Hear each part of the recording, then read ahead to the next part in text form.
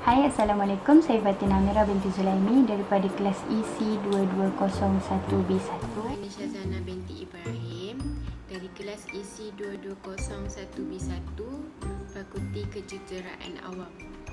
Salam sejahtera, saya Jazina Liban anak Gilbert Buce daripada Fakulti Kejuruteraan Awam UiTM Shah Alam. Marxisme merupakan aliran pemikiran yang turun daripada pemikiran Karl Marx. Marxisme adalah berhubung rapat dengan manifestasinya iaitu komunisme. Marx telah menyusun sebuah teori besar yang berkaitan dengan sistem politik, sistem sosial dan sistem ekonomi. Karl Marx dilahirkan pada 5 Mei tahun 1818 di Thiers, Jerman. Beliau merupakan seorang berbangsa Yahudi. Pada tahun 1841, Karl Marx telah melanjutkan pelajarannya di sebuah universiti di Jerman yang merupakan pusat penyebaran pemikiran falsafah barat yang terkenal pada ketika itu. Beliau merupakan seorang ahli falsafah ekonomi politik dan aktif dalam sosialis. Beliau menjadi editor kepada 2 majalah yang berhaluan kiri tetapi tidak dapat diterbitkan di Jerman kerana kefahamannya yang melanggar peraturan di Jerman. Cara pandangan sejarah Marx yang dianggap penting oleh pendongkong Marxisme adalah perjuangan kelas. Dalam permulaan karya The Communist Manifesto, Marx telah mengungkapkan satu slogan yang diaplikasikan oleh golongan pendokong Marxisme. Terdapat 3 kelas utama dalam struktur masyarakat kapitalis.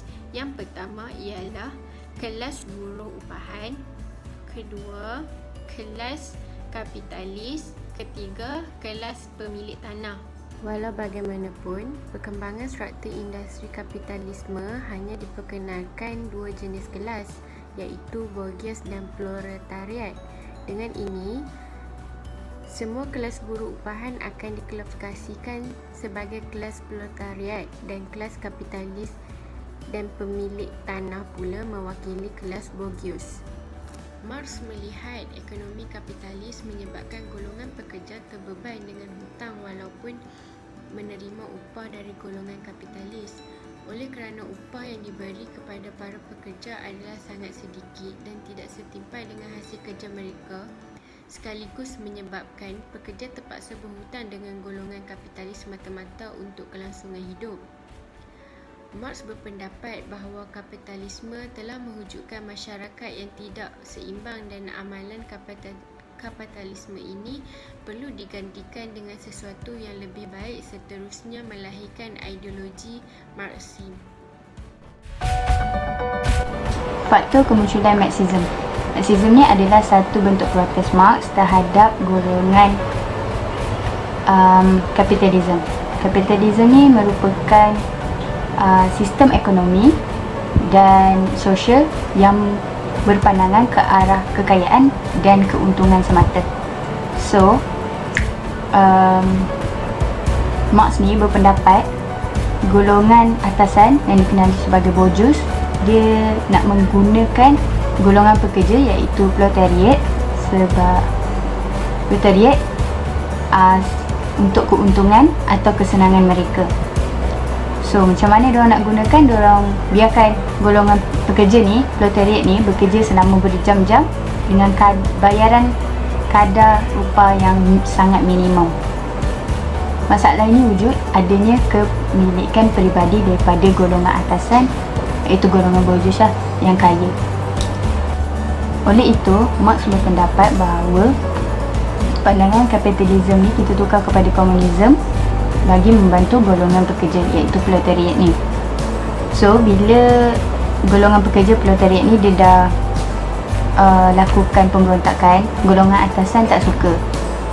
Tetapi Marx beranggapan bahawa perubahan yang berlaku adalah daripada segi persekitaran dan ekonomi itu sendiri. Terdapat 3 konsep untuk Marxisme ni. Yang pertama, materialisme sejarah, yang dikenali sebagai materialism history.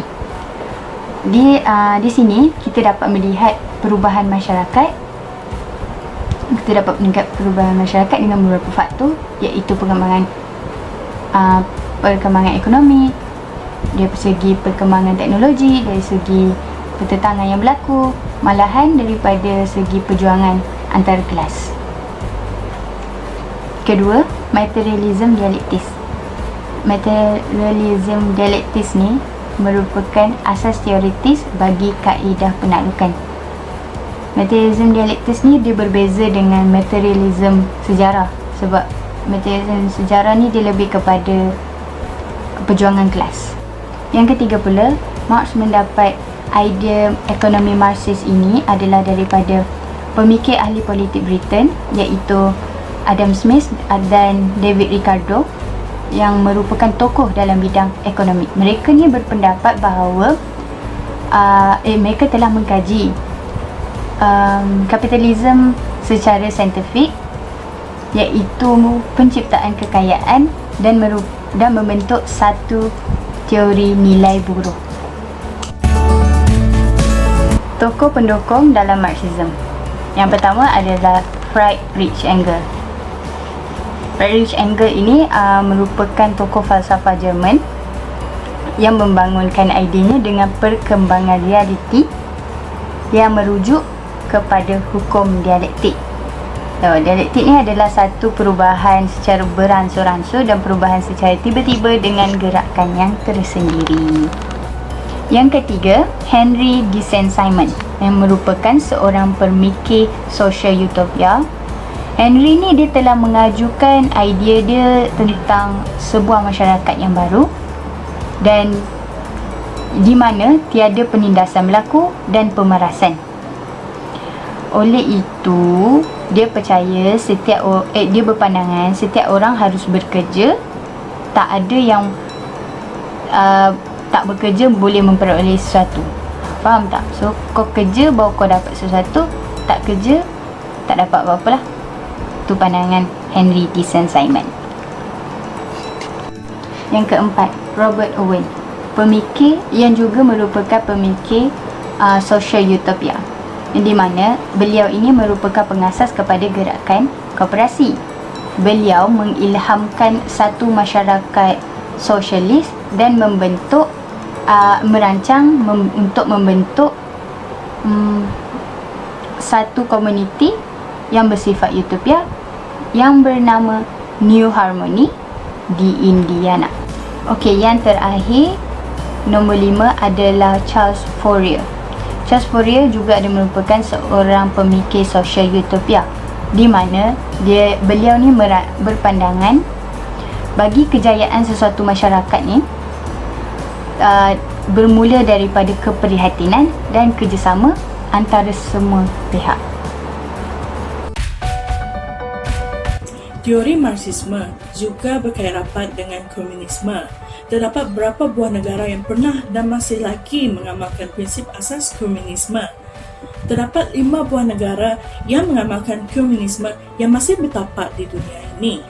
Yang pertama adalah China, Cuba, Laos, Korea Selatan dan Vietnam. Persoalannya adalah, pernahkah Malaysia, negara kita sendiri, dipengaruhi atau pernahkah negara kita dijajah oleh teori Marxisme? Malaysia juga turut pernah menerapkan ideologi sosialis Marxisme dalam gerakan radikal sebelum negara mencapai kemerdekaan. Perkembangan sosialis Marxisme di Tanah Melayu telah dicorak dalam 2 bentuk kefahaman yang berbeza. 2 bentuk kefahaman tersebut didasari secara tidak langsung oleh elemen fahaman politik yang dirangka oleh Alimin dan Tan Melaka. Tidak dinafikan, perkembangan gerakan nasionalisme dan pembangunan politik di Tanah Melayu dipengaruhi oleh pelbagai jenis aliran sepanjang tahun 1920-an sehingga 1940-an. Salah satu aliran yang menyumbang pada evolusi nasionalisme di Tanah Melayu ialah aliran sosialisme sama ada yang berbentuk sosialis Marxisme atau reformis Marxisme. Tidak disangka lagi, Pada peringkat awal, tokoh-tokoh nasionalis tempatan seperti Ahmad Bustama secara khususnya didedahkan dengan aliran Marxism. Seperti Tan Melaka, Ahmad Bustama menyusun semula ideologi Marxism yang berlaku dalam perjuangan politiknya. Secara tidak langsung, ini telah menggambarkan bahawa sejarah gerakan nasionalisme Melayu radikal Tanah Melayu juga turut dibangunkan oleh elemen aliran sosialis dalam pembangunan pemikiran politik Melayu. Setelah mencapai kemerdekaan, Malaysia tidak lagi mengamal teori Marxism. Hal ini kerana Malaysia mempunyai penduduk berbagai kaum dan teori Marxism tidak sesuai diamalkan di dalam Malaysia. Ketika Marx memandang wujudnya pertentangan antara kelas, maka beliau telah membuat satu teori di mana teori tersebut memperjuangkan persamaan hak antara kaum Borges dan juga proletar. Kaum Borges adalah kaum yang mengamalkan perdagangan pada masa tersebut atau boleh dikenal pasti sebagai kaum yang berada, manakala kaum proletar adalah kaum yang merupakan buruh-buruh serta orang-orang dan golongan yang tidak mempunyai apa-apa harta. Teori yang lahir atas kritik kapitalis telah memberi penderitaan kepada kaum proletar.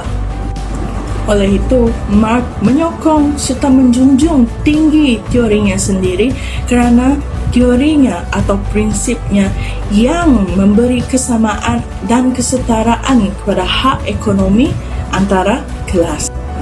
Menurut Islam, pertentangan kelas serta perbezaan kelas itu memang wujud, tetapi hanya dalam perbezaan tanpa ada pertentangan.